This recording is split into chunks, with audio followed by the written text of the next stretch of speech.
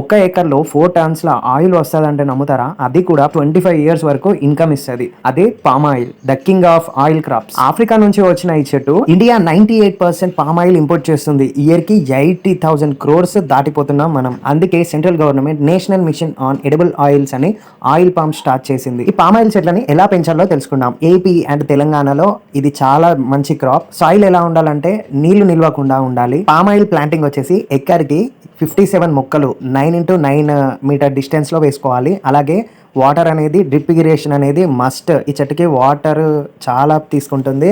డేకి ఒక మొక్క 200 లీటర్స్ దాకా తీసుకుంటుంది. అండ్ మనకి ఇన్కమ్ వచ్చేసి పామాయిల్ చెట్టు నాటిన తర్వాత 4th ఇయర్ నుంచి మనకి క్రాప్ అనేది రావడం జరుగుతుంది.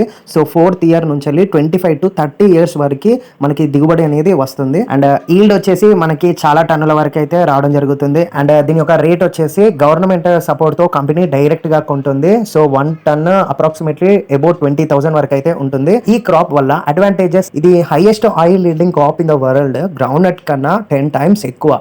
And 25 years long term income కాబట్టి ఇది మనకు ఒక పెన్షన్ లాంటి క్రాప్. గౌట్ సబ్సిడీ ఉంది. ప్లాంట్ డ్రిప్స్ అండ్ ఫెన్స్ కి హెల్ప్ చేస్తారు. అండ్ దీని యొక్క ప్రాసెసింగ్ ఎలా అనంటే హార్వెస్ట్ చేయగానే 24 hours లో ఫ్యాక్టరీకి పంపాలి, లేకపోతే ఆయిల్ క్వాలిటీ అనేది పోతుంది. అండ్ ఈ పామ్ ఆయిల్ మంచి క్రాపే కానీ ఒక ప్లాన్ తో చేయాలి. మీకు ఇంకా డీటెయిల్స్ కావాలంటే కామెంట్ చేయండి. అలాగే గౌట్ సబ్సిడీ ఎలా అప్లై చేయాలో నెక్స్ట్ వీడియోలో చెప్తా. ఈ వీడియోని లైక్ చేయండి. కొత్తగా ఎవరైతే చూస్తున్నారో మన ఛానల్ ని సబ్స్క్రైబ్ చేయండి.